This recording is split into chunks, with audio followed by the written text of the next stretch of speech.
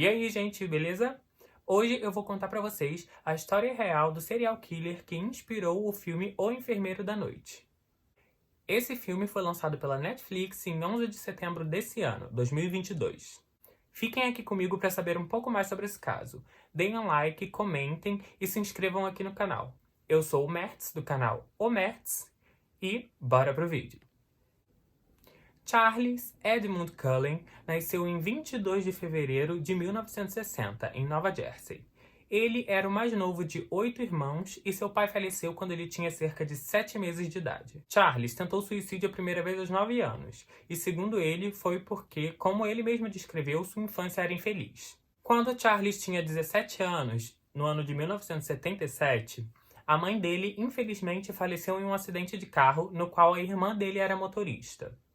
O Charles ele ficou muito abalado com isso, e então ele resolveu largar a escola, mas logo depois ele ingressou na Marinha Estadunidense. Charles chegou até o posto de suboficial de terceira classe na Marinha. Porém, depois de algum tempo, ele começou a demonstrar claros sinais de instabilidade mental.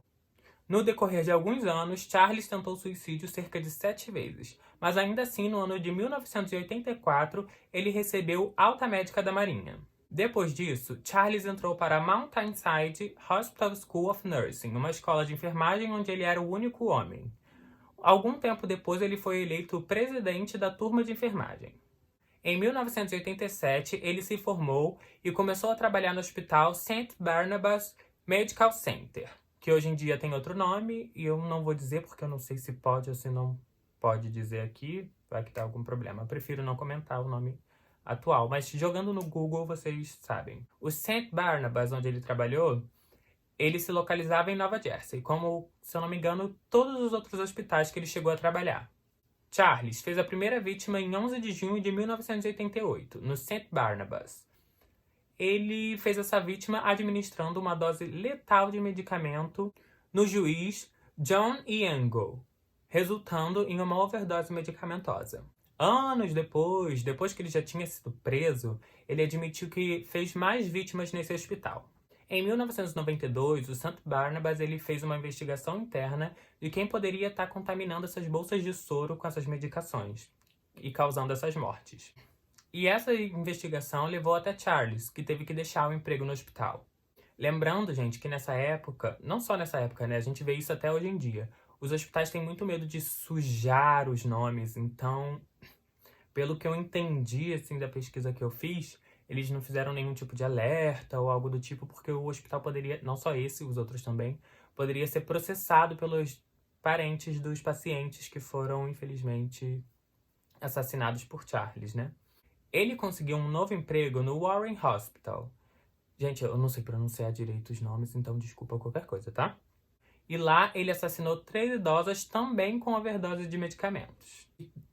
A última vítima de Charles no Warren Hospital chegou a comentar com a família e com os médicos que tinha um enfermeiro que, enquanto ela dormia, ele injetava medicamentos nela. Porém, as pessoas acharam que aquilo era infundado e que ela não sabia meio o que estava dizendo, né?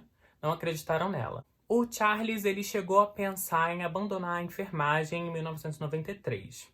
Mas ele tinha recentemente se separado da mulher dele e tinha 2 filhos com ela, então ele tinha que pagar a pensão. E então ele foi obrigado pela justiça a continuar trabalhando e não largar o emprego para continuar o pagamento da pensão. Ainda em 1993, o Charles invadiu a casa de uma colega de trabalho, uma enfermeira colega de trabalho.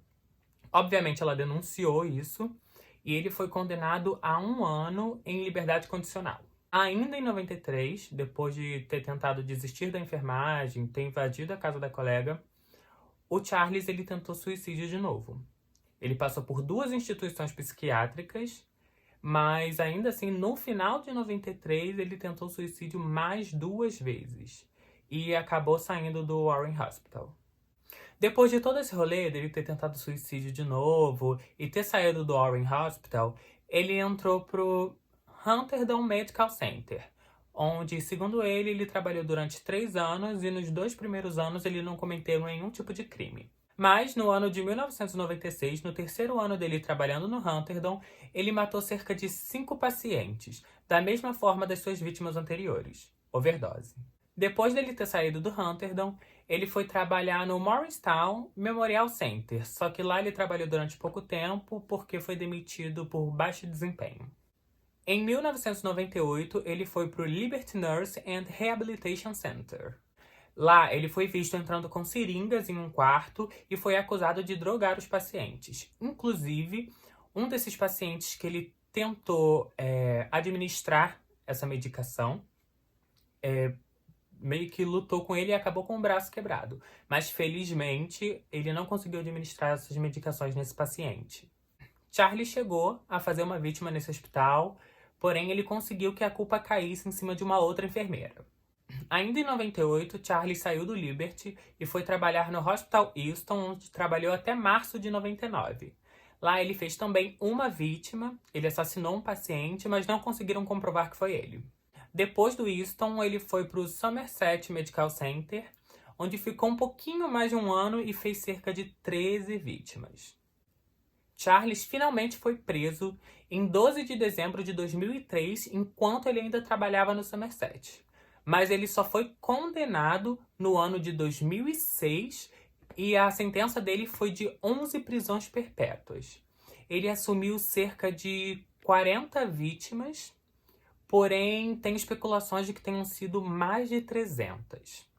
As motivações para os crimes de Charles nunca ficaram bem claras, porque, segundo ele dizia que ele fazia aquilo com pacientes em estados terminais para que eles não sofressem, etc. Porém, tem uma contradição nisso, porque a maioria das vítimas dele não estavam em estado terminal. E aí, o que vocês me dizem? Vocês acreditam nas motivações dele? Porque eu, sinceramente, não acredito. Até mesmo que está bem explícito, porque a maioria das vítimas não estavam em estado terminal. Mas comentem aí embaixo o que vocês acharam. Esse foi o vídeo. Espero que vocês tenham curtido. Literalmente, por favor, ajuda muito. E se inscrevam aqui no canal para mais vídeos como esse. E eu também lanço alguns shorts.